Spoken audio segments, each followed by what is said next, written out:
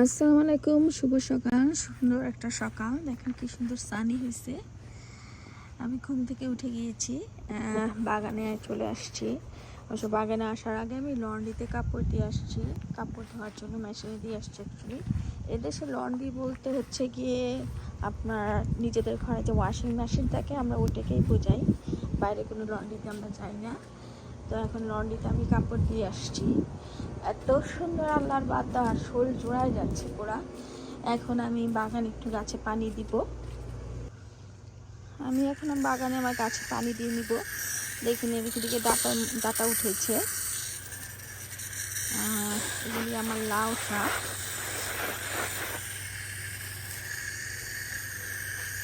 এটা আমার পেয়ারা গাছ, এখানে দেখেন সিম গাছ।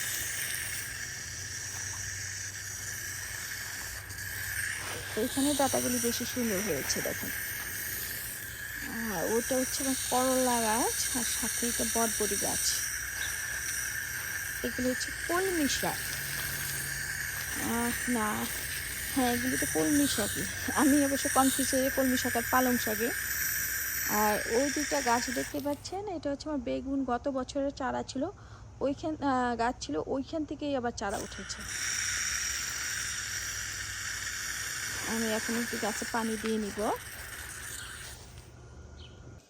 আজকে রান্না করবো পেশোয়ারি বিফ। এখানে আমি বিফ নিয়ে নিয়েছি 3 কিলোর মতো হবে।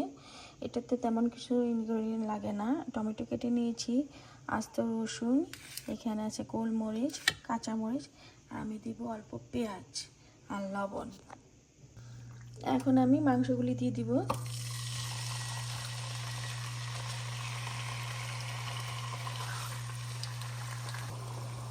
এখন আমি এতে দিয়ে দিব টমেটো, কাঁচামরিচ, গোলমরিচ আর রসুনের কোয়াগুলি দিয়ে দিব, পরিমাণ মতো লবণ। আমি দিয়ে দিয়েছি কিছু আদা রসুন পেস্ট অল্প করে। এখন দিয়ে দিব কিছু পেঁয়াজ, আমি একটু বেশি দেবো, তারা যেহেতু অল্প দেয়, যেহেতু আমরা ভাত দিয়ে খাবো তাই পেঁয়াজটা আমি একটু বেশি দেবো।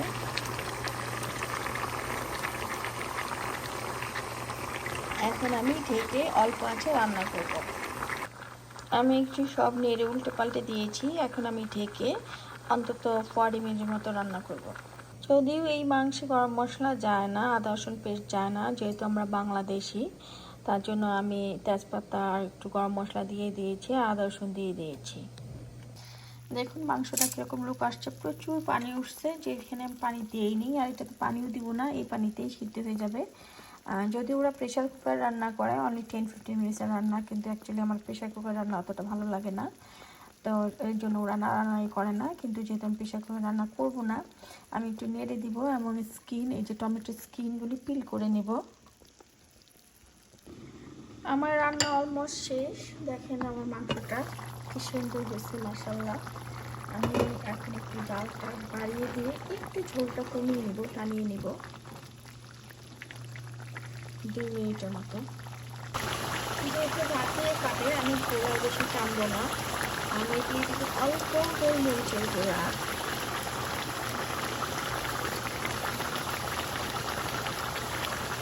দিয়ে দিব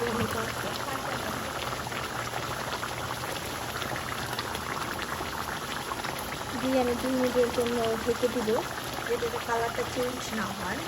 আমি দিয়ে দিব ধনেপাতা কুচি।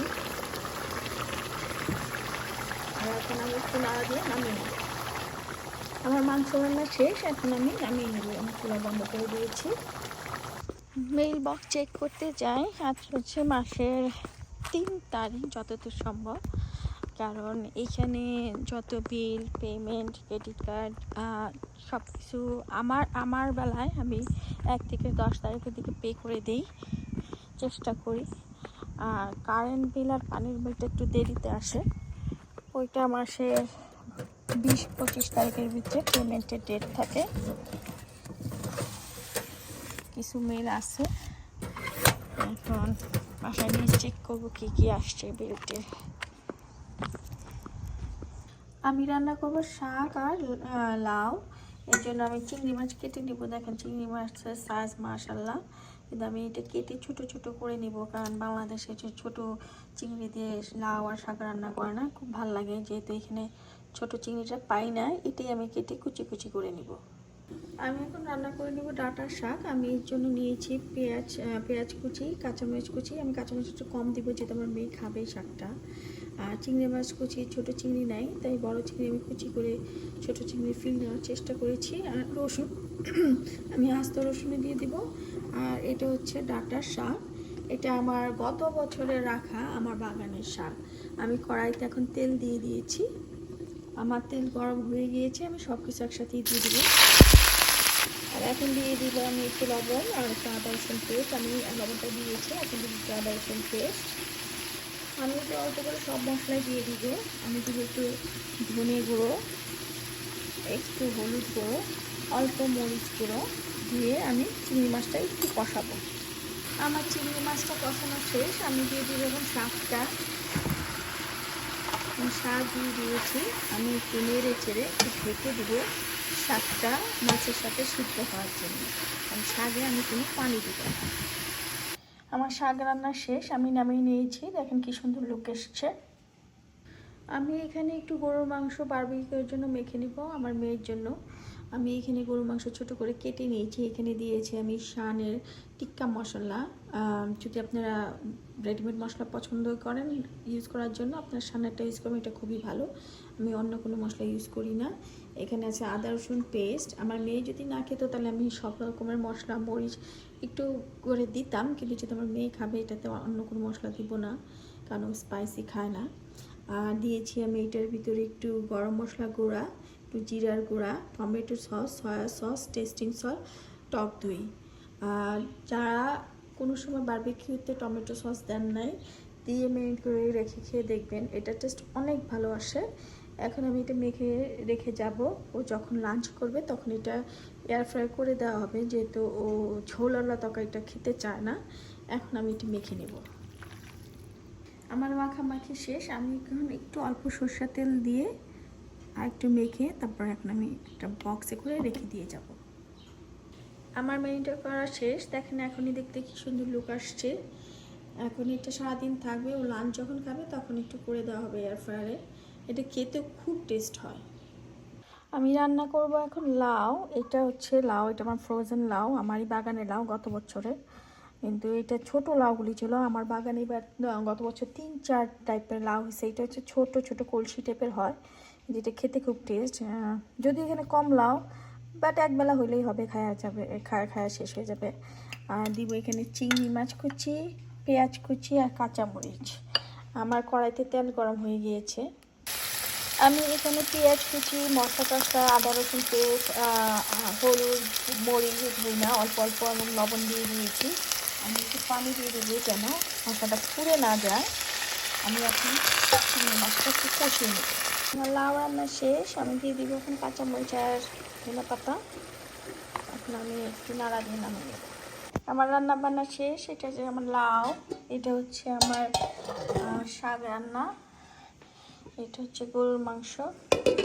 এখন আমি নাস্তা টাস্তা করে রেডি হয়ে কাজে চলে যাব। মেয়ের ব্রেকফাস্ট রেডি করেছি, সসেজার, ক্যাপ কেক আর ডিম পোস্ট আর পানি। মেয়ে এখনও ঘুমাচ্ছে, এখন ঘুম থেকে উঠাবো। আর আমি যে ব্রেকফাস্ট করিনি আমার মনেই নেই।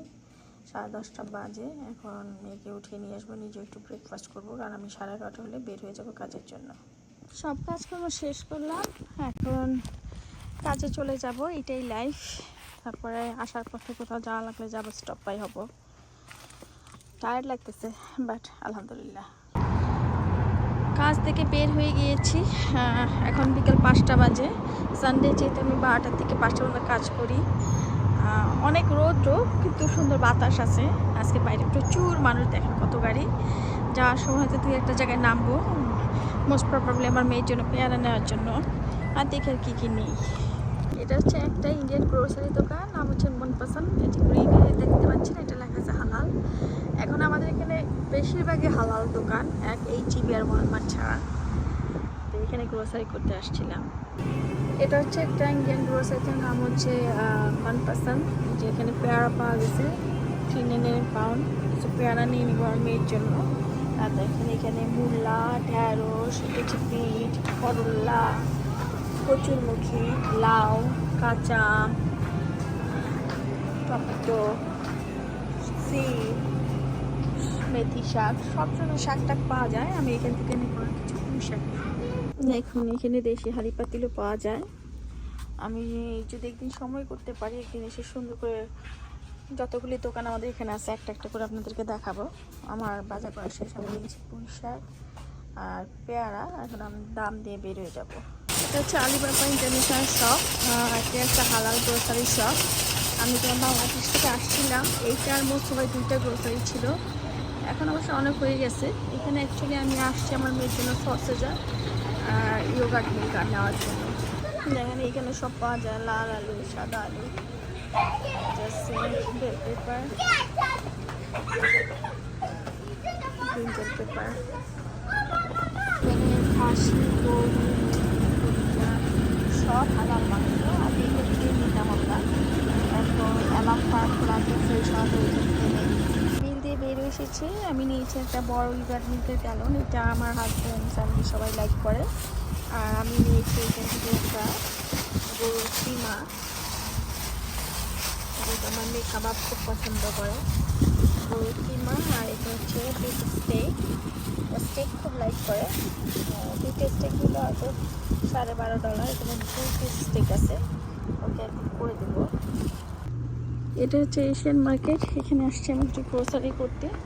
মেনলি এখানে বাংলাদেশে যে নাশপাতিটা আমরা পাইতাম এখানে পাই। এই স্টোরটা আমার ভালো লাগে না, খুব বাজে গন্ধ আসে, কারণ এটা একটা ভিয়েতনামি বা চাইনিজ দোকান। আমি অনলি 5 মিনিট থাকবো, তারপর চলে যাব। এই নাশপাতিগুলো এখান থেকে নিয়ে নিয়েছি, এটা এই দোকানটা ছাড়া কোথাও পাওয়া যায় না। আর এখান থেকে চাল কুমড়া নিয়ে বেরিয়ে যাবো। চাল কুমড়াগুলো খুব কচি হয় এখানে। বাসের স্টপেজ আসছে এখন গ্যাস ভরতে। দেখেন কাজের থেকে 5টায় বের হয়েছি, বের হয়ে এখন সময় হয়ে গেছে 7টা। গ্যাস ভরা হলে আমার সব শেষ, বাসায় চলে যাব। যাক, তারপর সব কিছুর জন্য আলহামদুলিল্লাহ। ফাইনালি বাসায় চলে আসছি, আপনাদেরকে দেখাই দিই। একটা একটা করে কিনলো কত বাজার হয়ে যায় দেখছেন। এই যে নাশপাতি, পেয়ারা, চাল কুমড়া, এটা হচ্ছে পুঁই শাক, পুঁই শাকটা খুবই ফ্রেশ। এটা হচ্ছে বিফ স্টেক, এটা হচ্ছে বিফ কিমা, এটা হচ্ছে দেশি পেঁয়াজ, এটা ভর্তা খাওয়ার জন্য আছে।